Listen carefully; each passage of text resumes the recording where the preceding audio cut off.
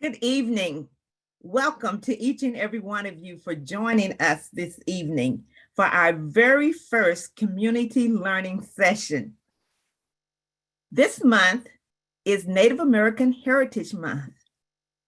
How appropriate it is for us to start out with our first session being government to government relations. I want to thank you for being here, and I ask you to please participate and ask questions as needed.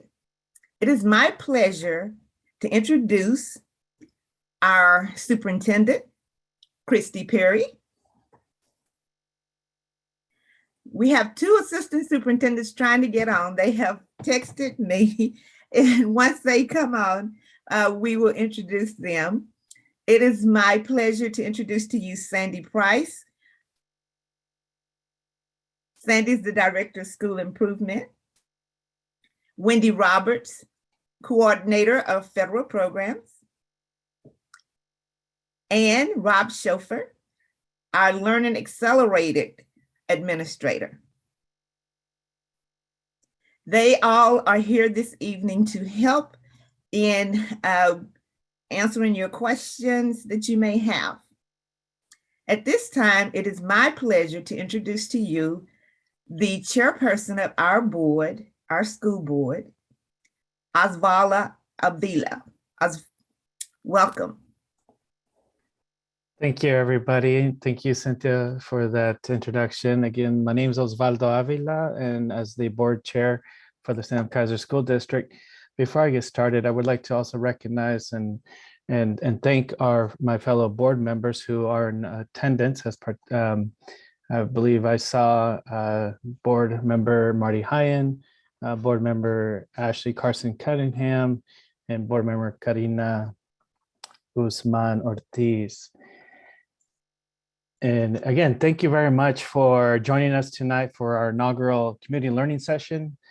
As Cynthia Richardson mentioned, we are focusing tonight on our government to government relations with our federally recognized tribes in Oregon, with a very special guest who will be introduced shortly. But I'd like to take the quick minute to introduce why we decided to develop a community learning sessions. They will be learning opportunities on various topics, connecting our communities to the board and in our district in a manner that can be helpful in building bridges, providing exposure and awareness on critical topics. Shifting from a school-centered culture to a community-centered culture that could benefit students, families, and the board. We hope to bring topics that can help bring light to systems or policies or knowledge that create barriers to our communities through understanding, which can help create transformations in those systems and policies that can also empower our community with overall success. I am really pleased and honored to be able to engage in this process with our district personnel, with community, and developing further sessions to learn together. I too encourage participants to engage with us and our special guest tonight. Ask your questions. Send us your concerns of topics you want to learn about. Complete your surveys and let us know, most of all, how you took this on, what you learned, and how we can improve. At this time, I'd like to introduce Wendy Roberts to introduce our special guest for the night.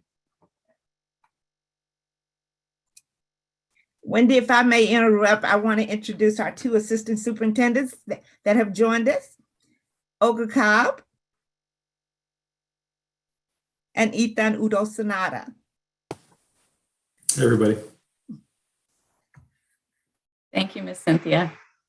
Before I introduce our guest presenter, I want to thank our Native Education Program staff, our Parent Advisory Committee members, and Oregon Native Education Foundation members attending tonight. Together, you help Salem-Keizer Public Schools strive to make the statement true for our Native students that all students graduate prepared for a successful life. I want to encourage everyone, just like Chair Osvaldo said, to please place your questions in the chat. Ms. Cynthia and I will ask them on your behalf, while Rob Schofer and Sandy Price will provide written responses as appropriate. So without further ado, tonight I have the pleasure of introducing our guest presenter, Angela Fasana, who is a member of the Confederated Tribes of Grand Ronde and Education Manager. Having graduated from Northwestern School of Law at Lewis and Clark College, Ms. Fasana first worked for the Tribal Attorney's Office and Tribal Court Administrator for more than 20 years before transitioning to her current role as Education Manager. Angela also served as a tribal liaison to the Willamina School Board from 2005 to 2015, and before taking her current position as Education Manager, had been elected chair. So without further ado, I will hand over the evening to Ms. Fasana. Thank you. Thank you, Wendy. Thank you to your board and administration for your district. I'm very pleased to be here and talk with all of you tonight. I would have loved to have been in person, but that's not the way of the world right now. So we will take what we can and enjoy some time together tonight. I wanted to tell you a little bit more about myself because I feel like when I'm talking tonight, you'll have some context. So I was born and raised in the tiny town nearest my reservation here in Willamina. A lot of people are familiar with the Confederated Tribes of Grand Ronde due to our casino, our economic development casino and Spirit Mountain Casino. So I live very close to there. I grew up here. Of course, it wasn't here then. And then I spent all 12 years, 13, kindergarten, I guess, in the Willamina School District. And then graduated, spent a little bit of time at Western and then to Portland State and then to Northwestern School of Law. Literally came back to the reservation about 2 weeks after I graduated law school and began working in the tribal attorney's office. Worked there for a few years and then moved over and became the court's first court administrator and worked on building the court for 19 years before I left in October of 2019 to join the education department where I'm at right now. But my roots run deep in education. My grandmother was a teacher, an elementary school teacher. My husband has been teaching high school math and science and PE for 27 years, I believe now. My daughter's a teacher with a master's as well in curriculum development and currently serves as our curriculum specialist. So my roots run deep. I also have a son who is in Oregon State right now, finishing up one more term. Go Beefs. The daughter graduated from there as well. Have a son-in-law who's in a PA program right now. So they're living in Park City, Utah. And then I have a beautiful granddaughter who's 18 months old. So that's a little bit about me. I think it just gives some context to some of the conversation, and I welcome questions also about my life and growing up with my tribal family and near my reservation. So there'll be some time for that if you have any questions around that. I'm going to go ahead and share my screen now as we start to talk a little bit more of the business side of things. Ms. Fasana? Yes. We have a request to make sure we give our interpreters enough time to do their language interpretation. Okay, so try to slow down just a bit. A little bit. I do have a tendency to talk fast. Law school teaches you to talk very fast and get all the information in quickly. And once you train your brain that way, it's hard to stop. So I will do my best, but please ask me to pause again if it's becoming too fast. Okay. So let's see. All right, so what I want to talk about tonight is our government to government relations. And in my work with the court and just my work in general, I find that a lot of people have questions about the relationship between these federally recognized tribes around the country and tribal government, state governments and federal government, and how does that all work together? How do you have three sovereigns working together in the same territory? Well, that's been the age-old question, right, for hundreds of years.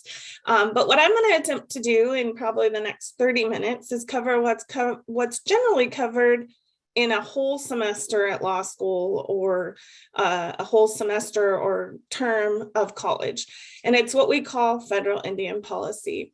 And the reason I explain this is because everybody sort of has a version of history. History may be related to their family, history related to what they have researched. And what I like to do is try to frame the relationship between the tribes and the government by talking about actual policies that were passed by the government in an effort to figure out what the relationships was going to be. So that's why I choose to talk about federal Indian policy, because it gives a good context for that. Of course, federal Indian policy started when the United States became its own country. But what I really talk about in the first bullet there is that we can't forget that there was 250 years of contact and relationships happening between the tribes and the colonists and those who are coming here to this land. As you can imagine, sometimes those conflicts and interactions were not very good for either side. And then sometimes they were fine and they worked together really well. So it really just depended on many factors. But when we talk about federal Indian policy, I don't want anyone to forget that there was 250 years of contact and relationships that pre-existed federal Indian policy that impacted the policy that happened subsequent to the country and coming about.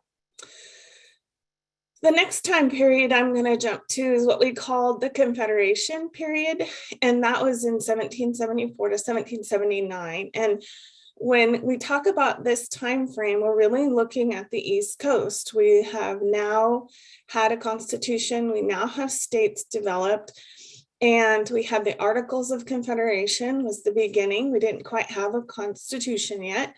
And so these newly formed states and people began trading with the native tribes that were located nearest them. A lot of the tribes had moved away from the influx of population that was now coming on the Eastern Shore, and were kind of the most conflicts were obviously seen on the periphery of those pieces of land. So when we talk about the Confederation period, how did things look? Well, there's multiple interpretations of this, but generally speaking, it was a sort of a time period where everybody said, you stay there and we stay here as far as land goes, and we should all be able to take care of our people. The states at this time also were operating under those Articles of Confederation and had a lot more power and control over what was happening within their states. And so they began trading with the tribal nations and started doing business with them.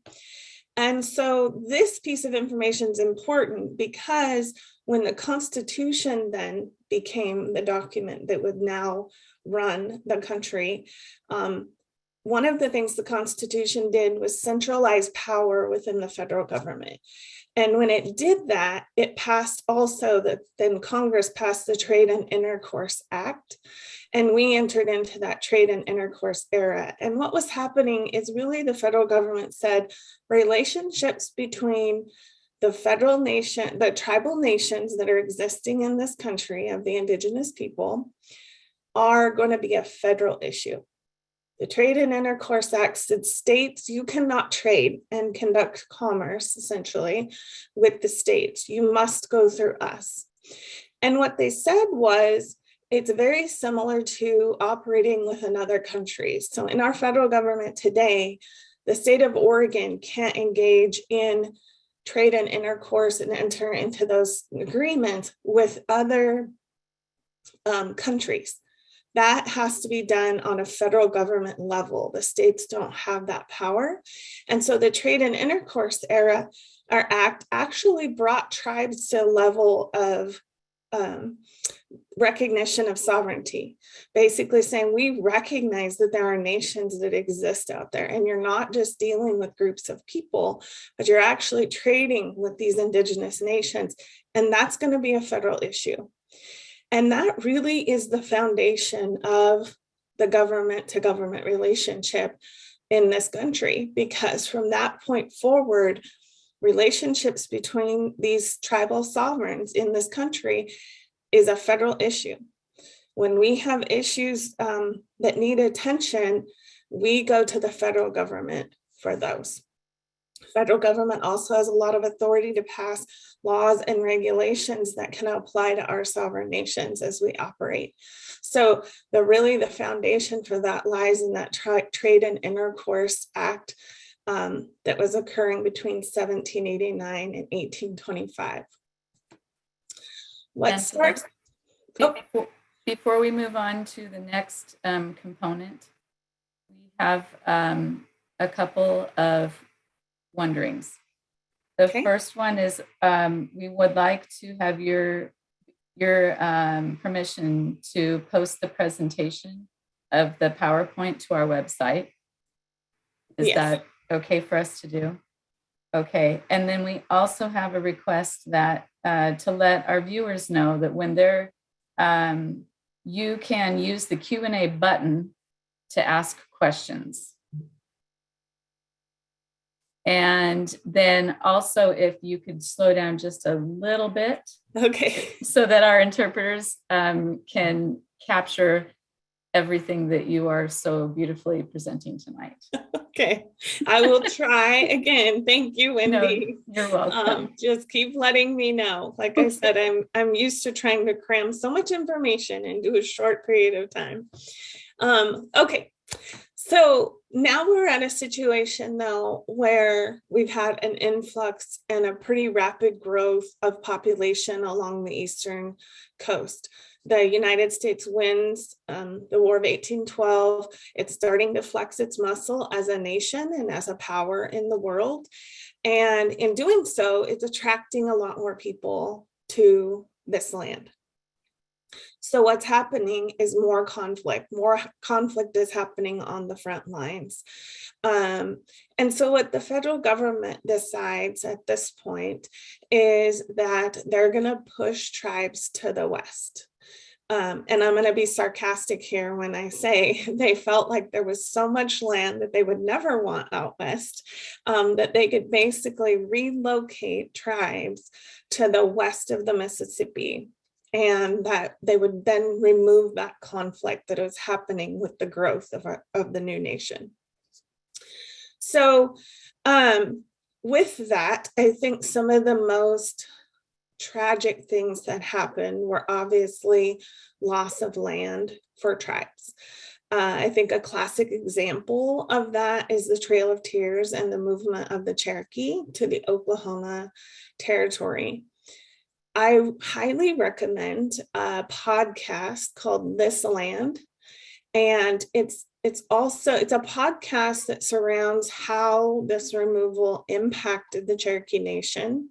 It also touches on federal Indian policy, and it all came about due to a case that was filed regarding whether or not parts of Oklahoma are Indian country. And then a whole slew of things was opened up. So if you're interested, it's a very good podcast. It's well done, and I highly encourage it, but you will hear a lot about the impact of the Removal Era and the Removal Act on the Cherokee Nation. It was obviously happening to lots of nations who were being moved, but that's the most prominent one that people are aware of. That seemed to be working that very short time frame that worked, because gold was discovered in California and explorers were discovering this beautiful land that we live in out here. And people were moving. The Oregon Trail was open, and people were moving over to the West Coast. And this is where I feel like I can really put myself in the position of both my tribal family as well as my mom's side of the family who pioneered this land near the reservation here. There was a conflict of culture and thinking in that Native Americans, or we as Native Americans, don't generally think of ourselves as owning the earth or land. We live with it in harmony. It gives to us what we need. We give back to it what we need. We're nomadic in that we moved around. So we might move in one location for medicines that grow in the spring, so we can harvest those plants to create our medicines. And then we're going to move to a hunting territory, in the later fall, so that we can gather things for winter. During the summer, we might move where building materials are plentiful. We stayed in areas, but this concept that you could own a piece of land was extremely foreign to us. So you can imagine what would happen when the settlers were coming in the Oregon Trail and they're giving away plots of land, and all of a sudden the native nations that are living in that area stumble upon an area that's all fenced off and that they're not allowed to come into. So they don't speak the language, they can't explain this to one another, and you start seeing some serious conflicts. There's a lot of fear around land ownership and retaliation, and just a lot on both sides. The natives are fearful of what is happening, that they're losing access to medicine and to the things that they need to survive. So this time period after the removal area and moving into the reservation era is how the federal government decided they wanted to solve this particular conflict at that time. So what they decided was that they would put tribes on reservations. I tend to speak about my own family. So my great grandmother was a Rogue. And so she came up from the Medford area, Table Rock area. And they didn't have a lot of options. I mean, it was really going to be, you either come to this newly formed reservation, first called the Coast Reservation, then the Grand Ronde, or you suffer, the military is going to move you anyway, and you'll have loss of your people and loss of life. You're not going to be allowed to roam and do the things you need to do. So the tribal leaders came to the table, or these meetings essentially, and tried to advocate for their people. And it was a real struggle. It was a struggle within the tribes, because a lot of people wanted to stay and fight. And a lot of people said, this is the only way we're going to survive as a people, is if we negotiate treaties and move to these reservations. Otherwise, we can be looking at extinction. So extremely difficult situation for my ancestors. I'm grateful to them for doing that process. I'm grateful for all that they sacrificed, so that I know who I am today, and all the cultural practices that I grew up with continue to exist today, because that may not have happened had they made other choices. So, but I think that what they did say, which is important for people to understand, is they said, if you're moving us from, say, Medford to Grand Ronde, you don't have the same plants here. You don't have the things that we need to make medicine for our people. And the federal government said, don't worry, we will provide medical care. We will make sure to ensure the health of your people on the reservation. And then the leaders said, well, we're not going to have the same materials to build our longhouses and our homes. And they said, don't worry, we will provide housing to you on these reservations. And then, they offered schooling to them. But basically, a lot of these treaty negotiations, where the tribes were trying to negotiate for their people, really are the foundation of what a lot of the tribes receive today in terms of BIA funding.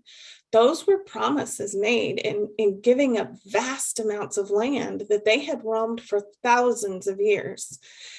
So it was definitely negotiated. And just to give you an example, the tribes that make up the Confederated Tribes of Grand Ronde, so there's several, there's like 27 because it was a confederation.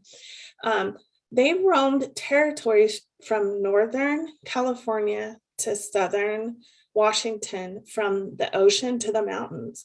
So that's a lot of land that they're saying, okay, we're going to give up our right to do that as long as we can take care of our people. We need to be able to hunt for them. We need to be able to provide medicine and live in homes. The federal government made those promises. So a lot of the services that we receive today and funding for those are still tied to those promises that they made to us back then.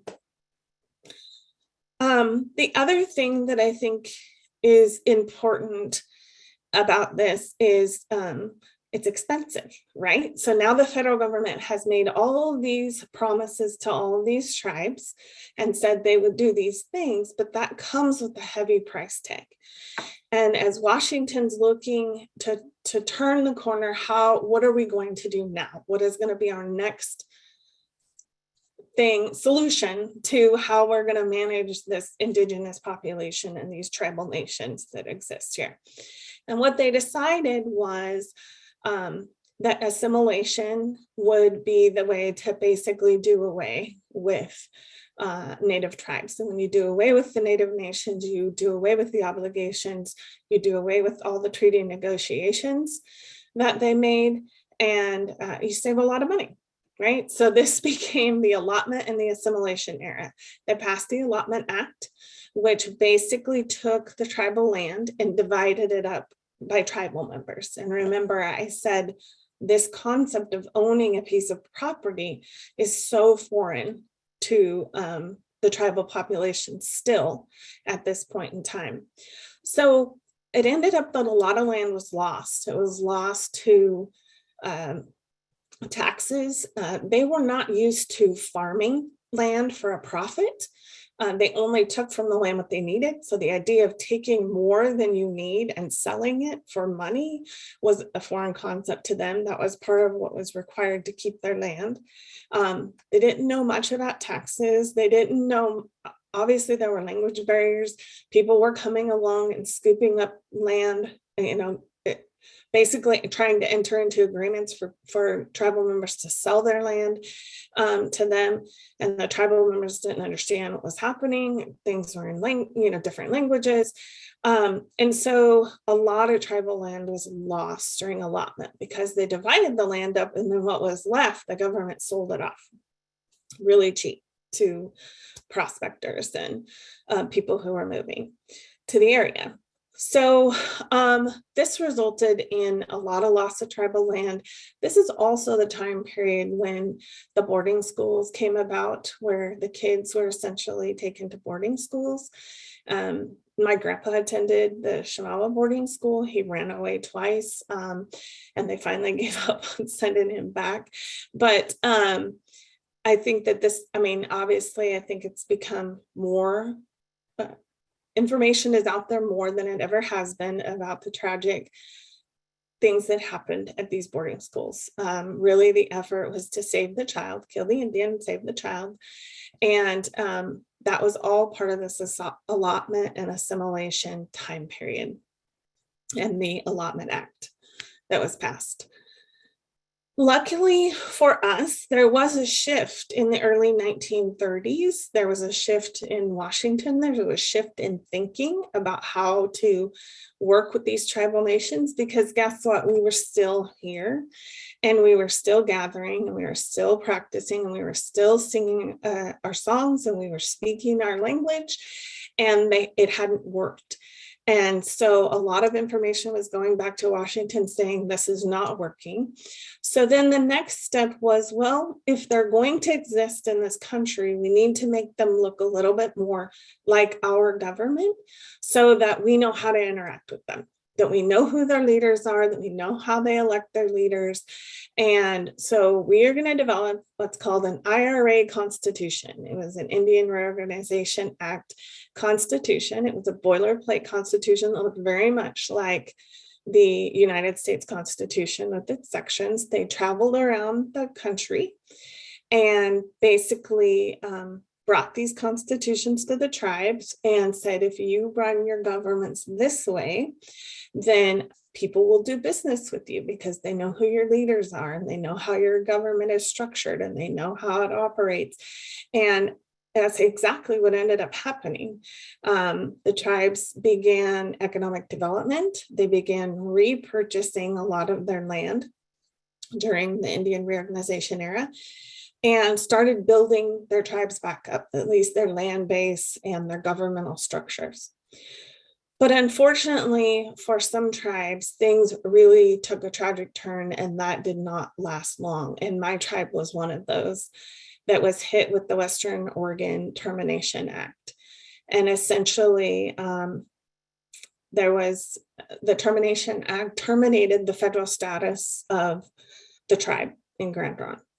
So they were no longer federally recognized, and in the eyes of the government, no longer existed. And very tragic. In a minute, I'll kind of go through what this federal Indian policy looks like for a family. And I think you'll see where termination hit us really hard. They also decided to relocate. They opened some relocation programs, and they would send tribal members, trying to disperse them out, like to San Francisco or LA, and offer them jobs there. So basically trying to disperse tribal populations after termination. It's my belief that the termination of our tribe is deeply rooted in the timber industry in Oregon really taking off during this time. And it's all about who has the ear in Washington. And I think they had the ear. And they saw we had a lot of timberland as part of our reservation, as did many of the other tribes that were terminated. And I think that the explosion of timber was what probably led to at least Grand Ronde's termination. But lucky for us, the government again took a 180 turn when it was talking about how to deal with Indians and tribal nations, and passed the Self-Determination Act. And that's currently in the phase that we are in. And basically the Self-Determination Act encourages tribes to govern themselves, turns tribes back over, turns funding back over to tribes in a lot of ways to run programs in the best interests of their people, to really manage their own governments. Also, what has happened is restoration of many of the terminated tribes. So the Confederated Tribes of Grand Ronde was restored on November 22nd of 1983, and we celebrate that as a tribal holiday every year. And which is really interesting because I was born during the termination era. So as we talk about that in a second, but I want to pause for just 1 second to ask if we have any questions specific to like federal Indian policy. And if I don't know the answer, I'll tell you I don't know it. But if you have anything specific to what we've covered so far, I thought I would pause for a second. So, Angela, we do have a question, and it is about the termination. And I know that you did allude a little bit that you felt like, at least in our area, it had to do with the timber industry. But can you explain a little bit more for us, like why did termination occur and what made the federal government decide to terminate a tribe? I can certainly give you my opinion, and I will say that that is my preface for everything. It is me from my perspective and my tribe. It is not speaking for all tribal people or all tribal nations. For us, we had a fair amount of timber, and I think that was probably the biggest factor. The other factor is still the treaty obligations that were very expensive for the federal government.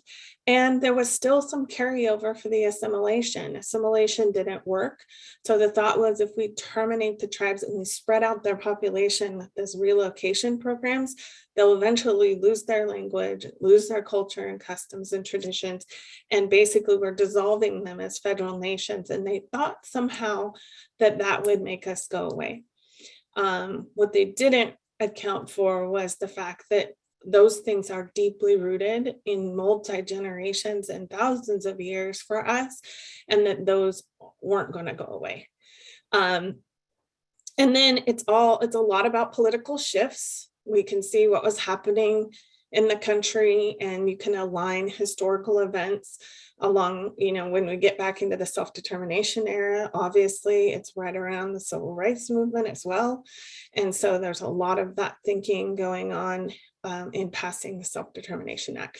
So as you can see, the government takes 180 shifts when it comes to tribal relations quite frequently. So even though we're sitting in the self-determination era right now, we always have ears in Washington. And we are constantly watching and looking for that 180 or any kind of legislation that's going to have those kinds of impacts on us. My dad served for 21 years on tribal council and just retired a few years ago. He was in Washington a lot, talking to representatives, senators on Indian issues, because we have to be mindful of what's happening in Washington so that we don't become subject to another shift in federal Indian policy that's tragic for us. So that was a long answer to that question, but provided a little more context. Angela, we another question we have is, well, how did this impact or affect individual families? Well, I can speak for my family, right? That's the only ones that I claim to speak for. So I think what I usually say is that obviously my family was impacted at every level. I think it was very tragic. I've heard a lot of stories about what it was like living on the reservation in the early years. Our family is big into hunting. That is a big piece of our culture. It is a big piece of our diet. And so one of the things that my grandpa used to say is that, they'd be shot for trying to leave the reservation to get game. If you don't have a pass and you don't have permission, you weren't allowed to leave the reservation. So those are some of the things. I usually start with my grandpa because I think this best tells the story. So my grandpa was born on the reservation in Grand Ronde, and he has no birth certificate because he was born on the reservation, obviously, and was born in 1911. So when he was born, the United States did not recognize tribal members or tribal people as citizens of the United States. So he was born with citizenship or membership in the Confederated Tribes of Grand Ronde, which was a federally recognized tribe at the time. He lives his life here. He then goes off to World War II, and along with his 4 other brothers, all of them went to World War II and all came home. He fights in Italy. He was a lot in Europe. He comes home after 5 years and he marries my grandmother, who is also a tribal member. And he starts a family. He has my aunt, he has my dad. And then 1954 comes around and my dad's 4 years old. And all of a sudden the tribe is terminated. And they get a letter saying they're no longer recognized as Confederated Tribes of Grand Ronde members anymore. In the eyes of the miembros de la Reservación Grand Ronde. So my dad remembers the day, even though he was 4 years old. Like, he remembers what that was and trying to figure that out as a 4-year-old. But luckily for me, they continued living as tribal people, even though the tribe was terminated. Work was much harder to get. He had to travel long distances. He was a logger, and so he traveled to California, and sometimes they'd go to Washington, and so he could find work. And then also in Oregon. But life was pretty difficult without, their land, their people, and their support system. His brother was part of the relocation and moved to LA, my great uncle, and we visited him frequently. And we were really, when he passed away, he wanted to come back to Grand Ronde, and he's now buried back here in the cemetery. And so that was really special to us. And his granddaughters are now working here as well. So very special to have them back up here. But so they lived for several years. My dad grew up. My dad goes off. He fights in Vietnam. He was a Vietnam veteran, and he was over there and served in Vietnam. He comes home. All the while, the tribe is still in a terminated status. He marries and meets my mom. They just celebrated their 50th anniversary 2 weeks ago. And they start a family. I was first. And then all of a sudden, a bunch of talk starts happening about a possible restoration of the tribe. So I'm 11, the tribe gets restored, and someone's like, okay, you're an Indian now, you need to go get your card with your picture on it. I was so confused because I had been raised as an Indian child my entire life. I had no idea what they were talking about, but I had encountered little things in elementary school that had made me wonder. Like whenever you take a score test or something, and I would mark that I was an Indian, and they would say, nope, your tribe's not recognized. You don't count in that category. And I was always very confused, but my grandpa said, don't worry about it. Don't worry about it every time I asked. Well, I was really curious when all of a sudden the tribe was recognized. And so I talked to my grandpa. I grew up with my grandparents. I picked berries with them and spent a lot of time with them. So I talked with him and I said, what does all this mean? Like, I don't understand. And he's like, it means the federal government recognizes you as an Indian, but you've always been an Indian and you will always be an Indian. And he said, so you can't, he really wasn't that excited at first because I think he had no faith or trust that we were going to stay that way. So here we are. My grandpa was a tribal member, not a tribal member. My dad was a tribal member, not a tribal member. Now we're all tribal members again, right? 1983 rolls around. And now I have a daughter and I have a granddaughter. And my daughter will actually be the first one, and my son, in 4 generations that, God willing, she is a member from her life, born from the time she was birthed till the time she passes over. That is something we haven't had in 4 generations in our family, because we've been in this influx of moving, termination, recognition. And so that's kind of what it looks like to a family. And we carry that trauma of all of those events. We carry the trauma from our ancestors who traveled up here during the Reservation Era. We carry that. We know those stories, and we carry that trauma in our DNA. And so it impacts our lives. And I think that's one thing that I try to tell people about education, and when they're working with tribal people, is to remember that public education wasn't introduced to our people in a positive way. And we carry those stories. I remember my grandfather loved school, except for having to go to a boarding school. And he was forced to either give up learning and knowledge or living in those conditions. And he talked about that choice and how he had to make it. And he encouraged us to get education in a public school, honestly. But he was a very big proponent of educating oneself, but he really had this negative history with education. And a lot of our families have those stories, and we carry that fear and that skepticism with us when we don't even realize it. So it's nice to know that when we're working with Native families and you're interacting with them, and you may struggle to find reasons why they're not performing or not engaging, taking some recognition of maybe that there's some trauma in there for that. So that's really what it looks like. That's kind of what federal Indian policy looked like for my family. Angela, we have a question. Will you please repeat the date that the Grand Ronde tribe celebrates restoration? November 22nd of every year. We were restored in 1983. Thank you. Yeah.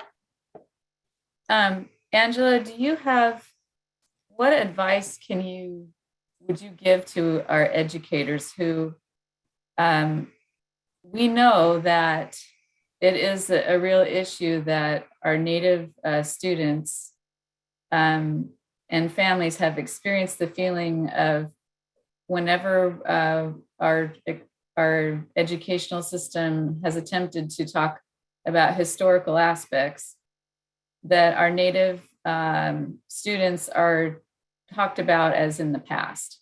And you've said it many times tonight that, our Native students are very much alive and in the present. But we also know that there is a lot of hurt. What kind of advice can you give educators as to help us to balance wanting to acknowledge accurate history and but then also not wanting to make somebody feel tokenized? Well, the first thing I would say is to listen with your heart and not with your eyes, because a lot of your Native students may look like me, and you're not going to know that someone like me is as deeply rooted in my tribe as I am, and in my culture as I am. I think the biggest thing that I've seen recently in education is culturally responsive teaching. I think that it is completely the opposite of what the boarding schools did. And so I want to see myself in your school, meaning I want our students to see themselves in your school. So maybe not when it's Native American History Month, you ask the Native student to speak, right? And put them on the spot. I've been there. I've done that, but it does feel tokenized. And so what I would rather have is everybody learning. I would rather have the teacher saying, I'm going to educate myself on some aspect of this culture, and I'm going to share that out to the class. And then I, as the student, am like, man, my teacher really cares about me and my culture. And all these other people are learning something really cool that we do. Right? So taking the time to know your students, if you've got a student that likes to dance, doing some lessons on music. There's a great free lesson online that our tribe helped build the lesson plan around different types of Native American music, whether it's the flute or the drums.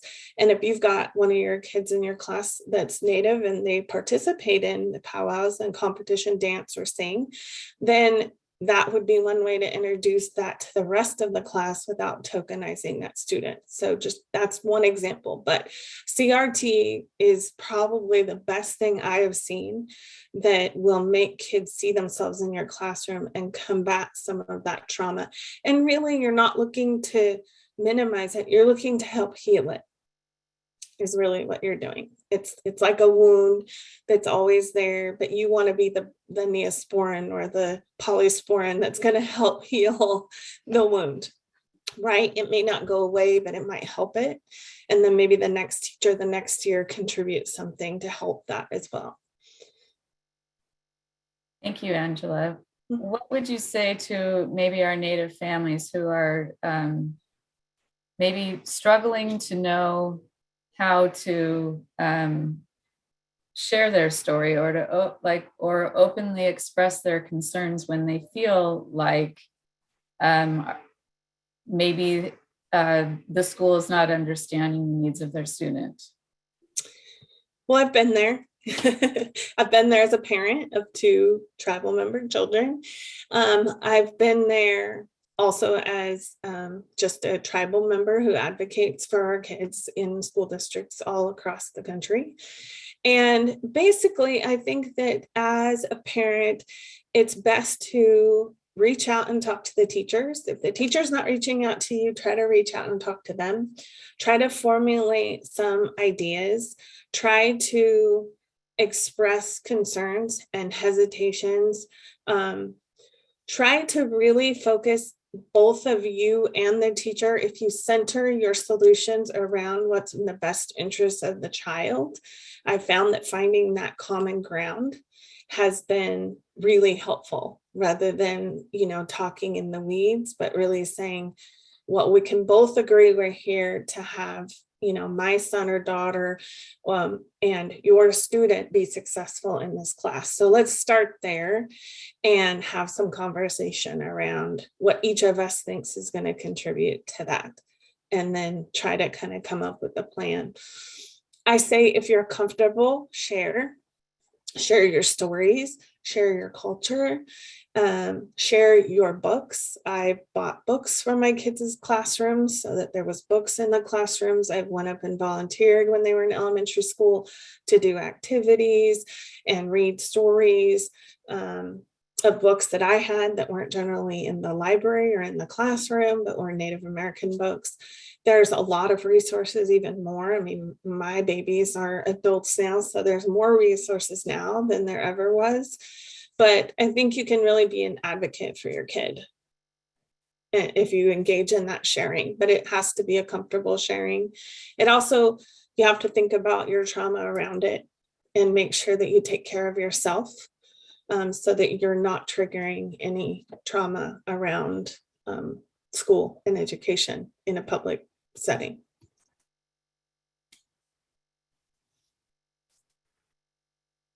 Thank you so much.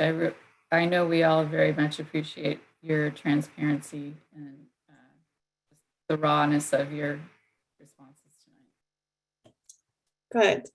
So I am extremely proud of my tribe. So I wanted to take a few minutes to kind of talk about what does a tribe look like and how do we operate. So I have a few slides that talk about what we have in Grand Ronde and how our government functions. So I think I'll move into those if that's okay. Okay, so our tribe, we do have what looks a lot like an IRA constitution. The constitution is adopted by the membership. Our governmental structure is 9 council members. We have a chairwoman, which is Cheryl Kennedy, a vice chairman, which is Chris Mercier, and a secretary, which is Michael Langley. And those are the 3 officers. Our tribal council members, 3 of them are elected every year. So basically there's 3 potentially new council members. There's always incumbents that continue to run. We also have a general council, which is made up of all tribal members over the age of 18. And that is who votes. That is who votes on tribal council elections. That is who votes on constitutional amendments to the Constitution, and also issues advisory votes to the tribal council on actions that we think as a membership need to have more attention. For example, a child care center in Grand Ronde or something of that. There was not an official advisory vote that I'm aware of, but there was definitely a lot of consultation with the general council when we decided to build a casino. That was a very big venture for us. We have our tribal administration, which operates and delivers services to the membership. Our general manager is David Fullerton, and our chief of staff is Stacia Hernandez. We have a tribal attorney's office that handles all the business of both the government and our economic development, such as Spirit Mountain Casino. We have a culture resource department and a beautiful museum called the Chichalu Museum, which I'm hoping will be opening to the public soon. We have been very closed down throughout this pandemic and really focused on our people. So a lot of our things are just barely starting to open back up, and Chichalu is one of those. We have an economic development arm of the tribe, which is always seeking for ways to further economic development for us, whether it's businesses such as Spirit Mountain Casino or investments. And they're always looking for ways to add revenue to the tribal government. We have my lovely education department, and I got to boast about them. So we operate 6 programs out of the education department. We are a cradle to career program. So we start with actually expectant mothers, and we run an early Head Start. We have preschool classrooms. We have 5 of them. We have infant, toddler, 3 and 4-year-olds. We run a Head Start. We have also a Chinook immersion preschool program. So those littles speak Chinook all day, which is our language. We have a higher education program, which services all of our college students. We have over 150 tribal members who are engaging in higher education, which is amazing. We have a library. We have a youth education department, which provides education services to youth K through 12. We have a youth enrichment program, which provides after-school care, summer care, school supply program, several services out of the enrichment program as well. We also have our Chinook Wawa education program. So that is where the preschool program is housed. We also offer K-3 immersion. So we have an agreement with Willamette School District where students who sign up for that program attend school in the morning at our offices, And then they are transported into Willamina, where they attend the rest of their day. So in the morning, they're speaking Chinook and doing a lot of their literature in the morning. And then in the afternoon, they're in Willamina. There's also an adult language class that's offered. They also offer a high school class for the Willamina students, and the middle school class as well. So we have a teacher that goes into the school every day and teaches those. Those classes are open to all students in the district. And then let's see, I just want to brag on our language for just 1 second. So my son is a speaker of the language. He's not proficient. He hasn't spoken it recently, but he can speak it. He learned to speak it in our programs as a very young student. And then when he graduated high school, he gave his valedictory address, the first 5 minutes in Chinook, and then translated it into English. So that was a huge testament to the work our tribe has done around language. And not only was I very proud of him, but obviously his family and the tribe in general, because that said something about what we're doing in terms of rebuilding our nation and our culture. So that's my lovely education department. We also have engineering, public works, and maintenance. We have lots of buildings on our campus. I hope some of you get a chance to visit us someday. And it takes a whole slew of people to operate all of that. Make sure that we're all cool in the summer and warm in the winter and all that good stuff. They've been blowing leaves like crazy out of the parking lot because we have lots of leafy trees. So they're a busy, busy group.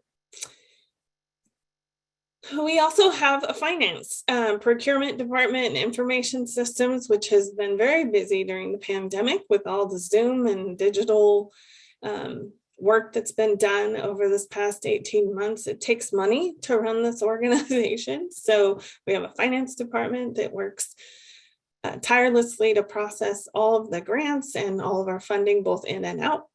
We have a complete health and wellness center, which has been an extreme blessing in the last 18 months. They provide medical, dental, lab, x-ray. I can literally walk there from my office, get my eyes checked, go to the doctor, go to the dental. They have the pharmacy there, so I can pick up any prescriptions. We have behavioral health, which has both youth component and adult. They have community health, and we operate in adult foster care. We have lodges on campus. So for those tribal member adults that can no longer live on their own, they live in the adult foster care. And we have the Skookum Health Assistance Program, which I credit with how well our tribe has done in surviving the pandemic. It is a health assistance program for all tribal members, regardless of where they're located, which means that you can actually, it's like a health insurance, but we can't call it that. But you can go to the doctor. You can go, we have dental and medical coverage for that. And that applies whether your tribal members are living in Michigan or whether they're living in Grand Ronde or Willamina. And I think that what that has resulted in is tribal members go and seek medical care when something is wrong. And so our overall health as a community was pretty good going into the pandemic because people aren't afraid to go seek medical care because they're not going to go into debt or bankruptcy when they do so. So I think that made a big impact for us on how well our membership fared during the pandemic. Plus, they were also going in early. We were able to get a lot of vaccines early on, and our health and wellness center, I worked some of the vaccine clinics, and we were just busy all day with hundreds of people, the community, the employees. We offered it to the teachers and at the school, like everywhere. We got some of the first sets of vaccines, so that was really nice. We have some housing developments on the reservation. My brother runs the housing department out there, and we have Grand Meadows, which is the manufactured home area. We have elder housing, beautiful elder housing. We have 2 phases of that. We built some and now we've built on. We have low income and market rate housing available on the reservation, and they've just broke ground to start home ownership. So there'll be the land will be owned by the tribe, but they'll be broken up into lots and people can find their own contractors and build their own homes on those lots. So they'll have a lease on the land, but own the home. So that's kind of a new one. There's a lot of tribal grants for medical adaptation, home repair, weatherization, home energy kits they provide, Indian Health Service, water and sanitation. So when my husband and I built our house, we applied for Indian Health Service funding to hook up our water and put in our sewer. Down payment assistance for first-time home buyers, you can access that, and student rental assistance for our students in higher education institutions. Obviously, we employ quite a few people to do all this work. So there's a human resources department. We also have a lands department that's always watching, particularly our homelands when they go up for sale or any significant pieces of lands that were significant to our people and they're looking to purchase those. We have our own tribal police force on the reservation. We have member services, which processes our per capita payments, our timber, also operates, actually those moved to finance now, sorry. They also operate our enrollment department, and we provide disability benefits and veterans benefits to our members. We have a natural resource program that manages our beautiful 9,000 acre plus reservation. They manage all of the natural resources. They count fish and animal and wildlife and make sure we're being good stewards of that. We have the nutrition program, which provides meal services for our elders 4 days a week. We have a planning and grants development department, public affairs, which is our smoke signals, which is a free publication that you can sign up for online or receive in the mail. And we have a social service department, which largely works on assistance to tribal members and Indian child welfare acts. Okay, so this is my last slide with all my information, and I'll just leave this here. I welcome questions. I know sometimes people may not feel comfortable, or we may run out of room or time tonight. So please feel free to email me if that's more comfortable for you. And there's also a phone number there for me, and I will get back to you as soon as I can. Angela, Go ahead. yeah, this has been fantastic. And I know that Ms. Cynthia and I both have questions that have been coming in. So we've got several things for you. Ms. Cynthia, do you want to go first? Yes, you mentioned CRT. You might want to make sure that everybody knows that means culturally responsive teaching. And then the question was, can you say more about recommendations for reading or podcasts on culturally responsive teaching? I can't personally, but if you email me, whoever's asking the question or anybody, I can connect you to our curriculum development specialist, which is my daughter. And she has done a lot of research and work around culturally responsive teaching, did her master's thesis on it, and has a published article on it, actually. So she could definitely share some information around culturally responsive teaching. And her supervisor is Justine Flynn, and she is our youth education program manager, and she is also a licensed teacher. So both of them could provide information on culture responsive teaching, and they also have a reading list that they have just recently reorganized, and they'd be happy to share that out as well. So if you email me, I'll do an email introduction to them, and you should be able to get that. The other general email for them is youtheducation@grandronde.org. And Justine would get that email and then probably either respond or send it to Cheyenne for a response. Thank you. We have another question. Can you talk a little bit, Angela, about how school districts and other local governments should approach tribes on policy issues in a manner that honors the government-to-government relationship? Certainly. So, I mean, I think in respecting the government to government process, a lot of times what is most respectful is obviously to have your highest forms of leadership contacting the highest forms of leadership at the tribe. What sometimes happens, so say the superintendent or superintendent and school board email the tribal council. Stacia Hernandez, as the chief of staff, would probably assess that response or request for whatever it is, or issue, or whatever it is. Sometimes they'll send those to me.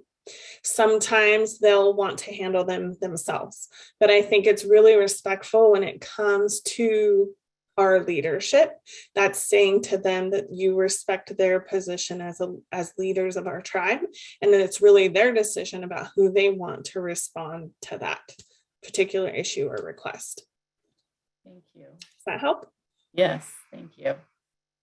And this next question I love, and I feel very honored to have had this experience right before the pandemic, when we did have a meaningful consultation out at Grand Ronde. You gave a beautiful tour personally to our team, which was fantastic. But the question tonight says, when the time comes, how can a tour of the campus and programs be coordinated? So a couple of ways. I think you can always email me, or you could email the youth education department and ask them about when the reservation opens. Another great opportunity could be the Education Summit, that it generally occurs in June of each year. And as part of that summit, we usually have some form of a tour of the reservation. When we were doing those in person, that was part of the plan. I do believe we have a virtual tour of the reservation that may also be available on our tribal website at grandronde.org. So I think that our website is currently kind of being reworked. So you may log in one day and you'll look the next day and something's moved. We're moving things around and doing some reorganization. But the last time I looked, there was a virtual tour of the reservation on our website, so you could at least see it virtually. And I'm very hopeful that by spring, summer, I think that we'll be able to do tours again. And I'm really hopeful we can have an in-person summit, which is a great event and a way to see the reservation that way. Thank you. Mm-hmm.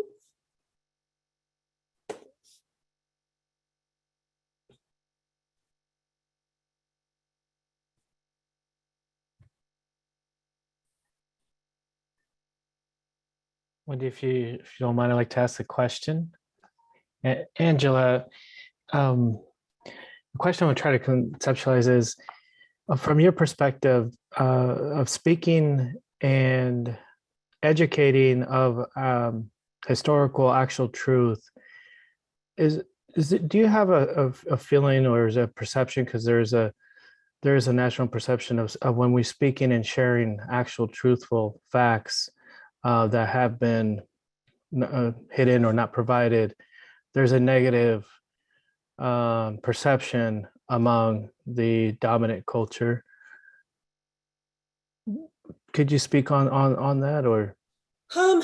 I can speak. I mean, obviously, I've shared a lot with you tonight about my personal experiences. And for me and what I was taught in my upbringing, that is the best way to share history, is what it was through my eyes, so that you're able to understand it through me or my family members.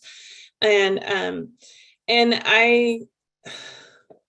it is a tough thing to do. And a lot of it has to do with intergenerational trauma. And so how we share that information is sometimes affected by the trauma that we've had. And then when that information is not well received, then it becomes even more hurtful and more traumatizing, and really teaches us who are sharing to pull back even farther. So I think that even though the messages are hard to hear, that people do need to hear it. And I think that it's best to see it through people's personal stories, rather than saying, this is how all Indian people were treated. I say, this is what happened to my family.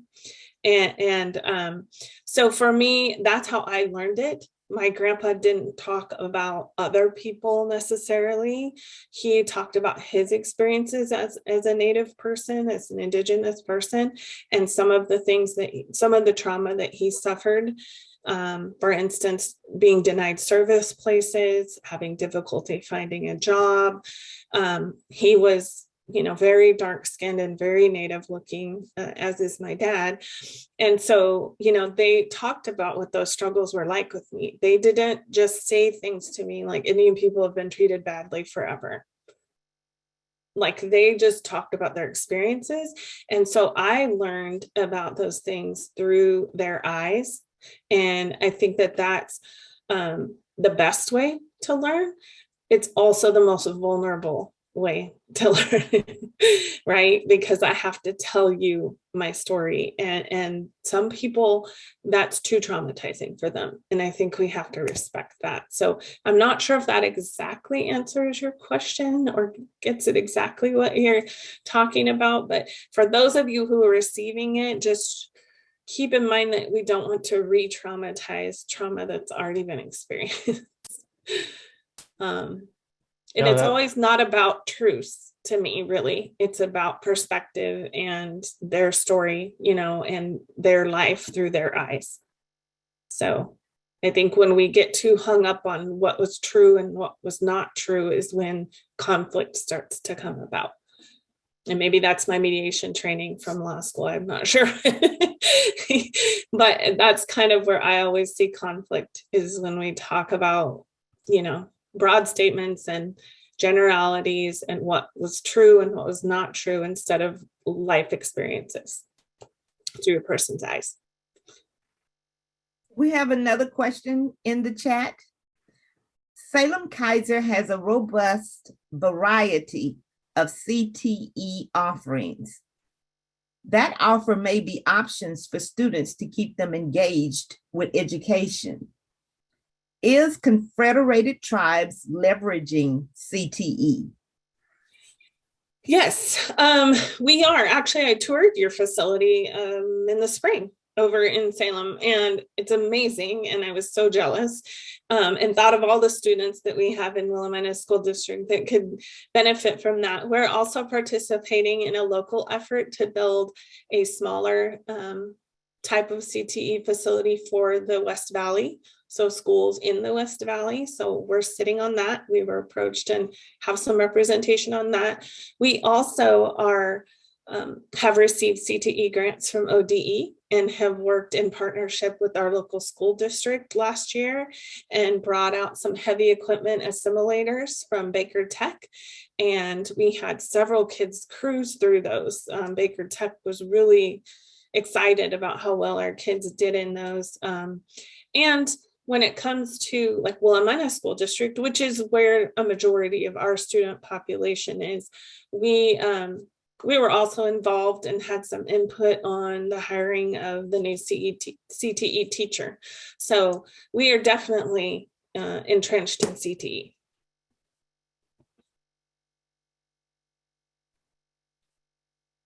Angela, I just wanted to let you know too, we also have somebody wishing you Hayumasi in the chat tonight as well. Thank you.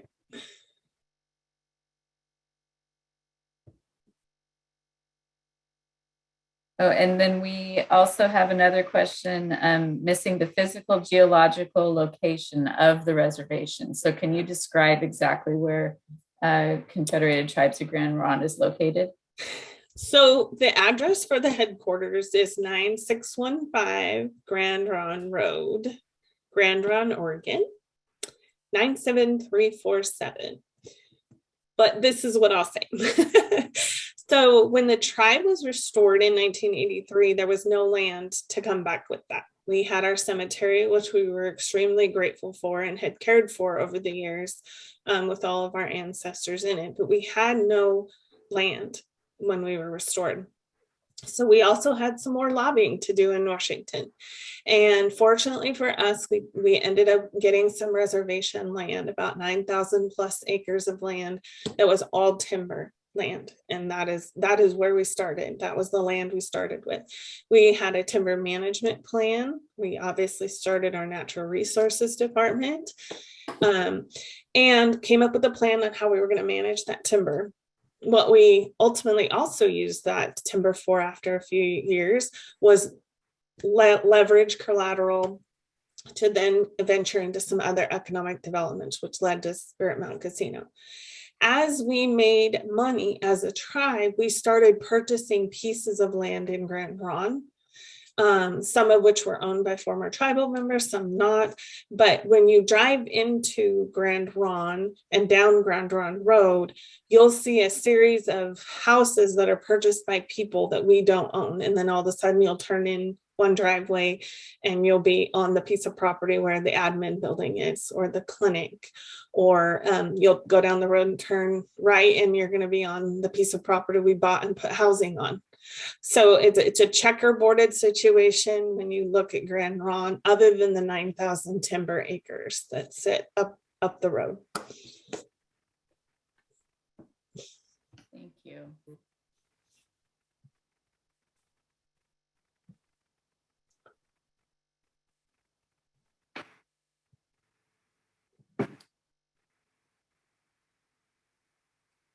Chair Avila, do you have any other questions that you would like to ask of Ms. Angela this evening?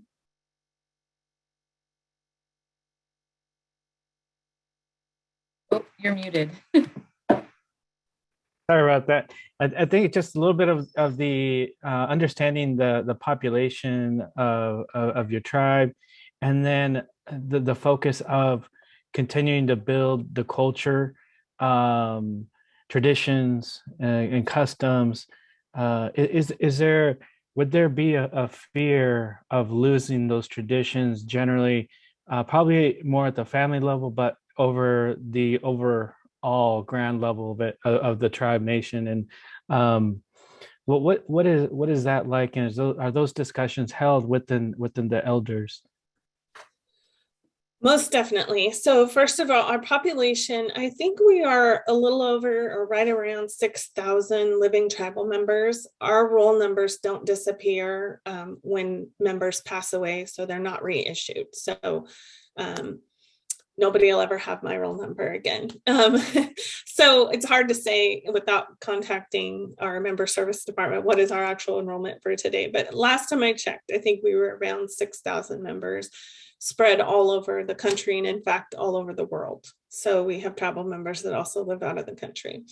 A large concentration of our membership is located in Grand Ronde, Polk, and Yamhill counties. We've also had a lot of tribal members moving into West Salem because the commute is nice to Grand Ronde as well. So some of us jokingly refer to that as West Grand Ronde. Because we've just had an influx of members buying homes in that area. But our largest concentration of students in school would be Willamina, and Native students are roughly around 30% of the population in Willamina School District. So that's kind of where we're at with population. In terms of culture, there's a couple of things that complicate our culture. For starters, we're an oral culture, so not a lot of stuff was written down. It was passed down from family to family. And as we went through federal Indian policies and were subjected to those as a people, a lot of things were lost. Families were separated, trauma started happening, people quit practicing those things because they weren't in a healthy space to do so. And so sometimes those things were lost. The other thing that happened, though, is, as I said earlier, the tribe is a confederation of 27 tribes and bands. So all of those also had languages and customs and cultures that were more specific to their bands. So sometimes the arguments are, this was part of our culture.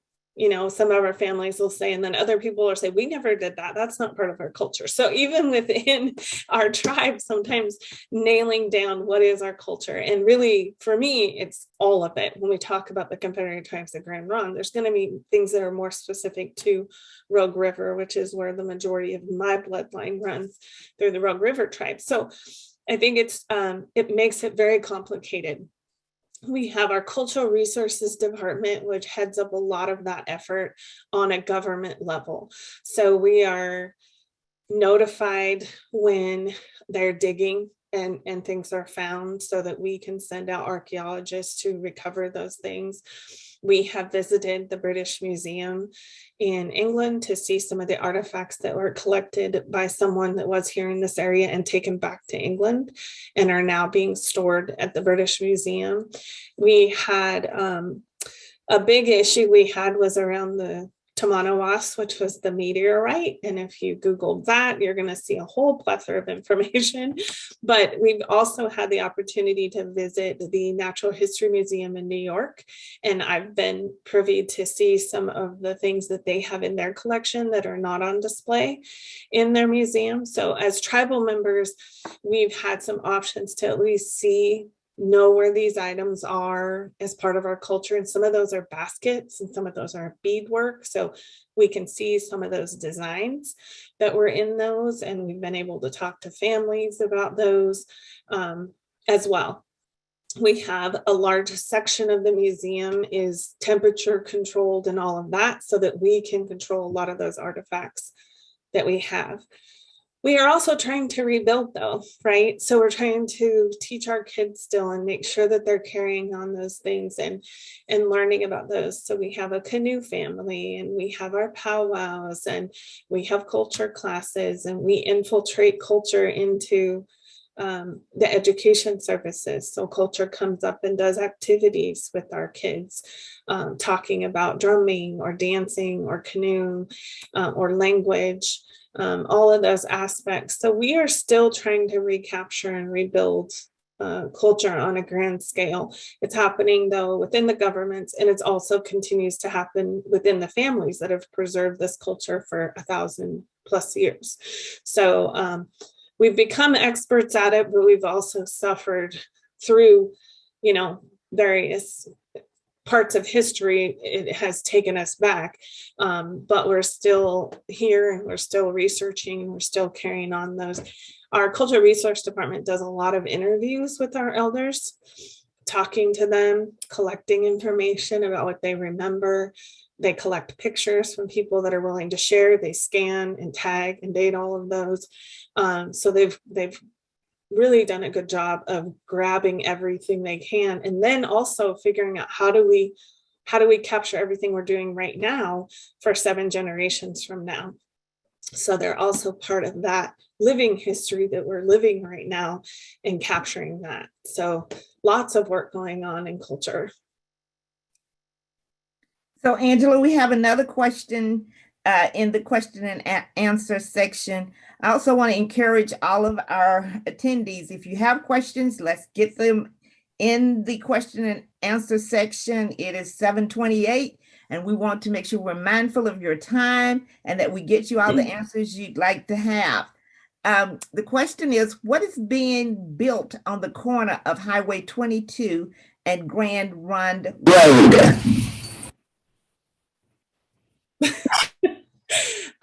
Let's see. So 22 being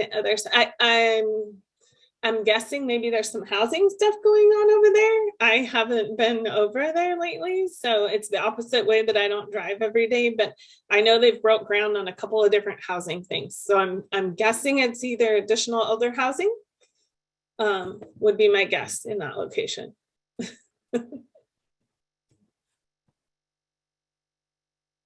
If I just have a minute, I did want to just wrap up and say thank you so much for all of you who logged on and attended. Thank you again, Chair Avila and your board, Superintendent Perry and your administration. I just really was grateful to have this opportunity to talk to you all tonight. So personally, my grandpa had always taught me that the only way we were going to combat stereotypes and that we were going to combat federal Indian policy and the effects of it was to educate people about who we are and what we do, and humanize us and let people know that we are here. We are not just people of the past, but we live here and now. And he told me in order to do that and to do it effectively, I was going to need to get educated, that I was going to need to go to college and educate and work harder than a lot of people because I was not only a person of color, but I was also a woman. And so he was extremely proud of me and wore my Northwestern School of Law baseball cap all the time. And I am attempting to give back to him and say thank you for all he had done for me by doing these talks. So when I do these, it's very personal to me that I was given this opportunity to do this because this is what he asked of me. So I couldn't do that if you didn't log in to listen and be here tonight and ask your questions and email me. And hi, Amasi, to all of you who do this work and to all our parents and families. And I think that's it.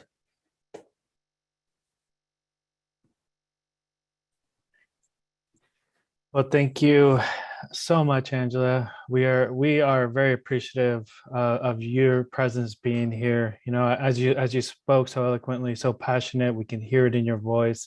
We can hear it in your stories. Just trying to visualize what you were sharing, and your responses are so spot on the way we need to share our personal lived experiences. You know, from the historical timeline and the key impacts on the lives of many Native Americans across the country, from the removal area, the reservation, the assimilation through boarding schools, and the termination era. You know, through many tragedies that you shared, but I kept continuing to hear you speak on how Natives across the nation were resilient and continue to be resilient. So I'm very appreciative to be able to hear that from the experiences you shared from your own lives, your own family's lives, and as well as the Confederated Tribes of Grand Ronde. Again, at this time, I would just like to say, on behalf of the school board and the district, you know, thank you very much. We're glad to invite you again or be able to collaborate. And yeah, I'd love to go out and visit and get a tour. I'm always learning. I got to move to New Mexico at the edge of the Navajo Nation reservation, and just always glad that how welcoming my colleagues down there were, and I continue to engage with them. And Oregon is my home, and I need to myself do better, inform myself, educate, and be a better partner with my Native Americans, brothers and sisters. So thank you so much. I really appreciate it. Thank you. Angela, I'd also like to say thank you very much. It was very informative and much needed information for us in our educational journey about the culture. Want to encourage all of our participants to please complete the survey in the chat. We want to know what you learned and other topics that you would like for us to include in future sessions.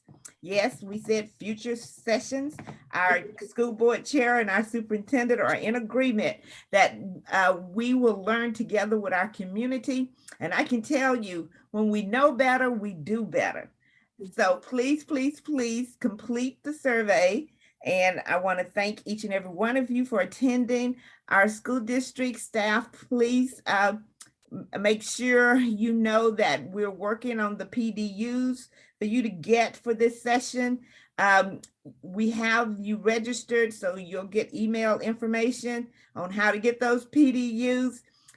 Once again, we want to thank each and every one of you for joining us this evening. I think this was a great beginning of our journey together to learn about each other and from each other. Thank you again, Angela. You did an awesome job. Thank you. It was a little nerve-wracking being the first one. It was a true honor and a blessing to attend with you tonight. So thank you so very much. Thanks, Wendy. You set the bar very high, so thank you. Well, I wish you luck, and I'll probably be logging in maybe on some of your future ones to learn some more myself. Well, thank you. Everybody, thank you again for joining us. Have a wonderful evening. Thank you.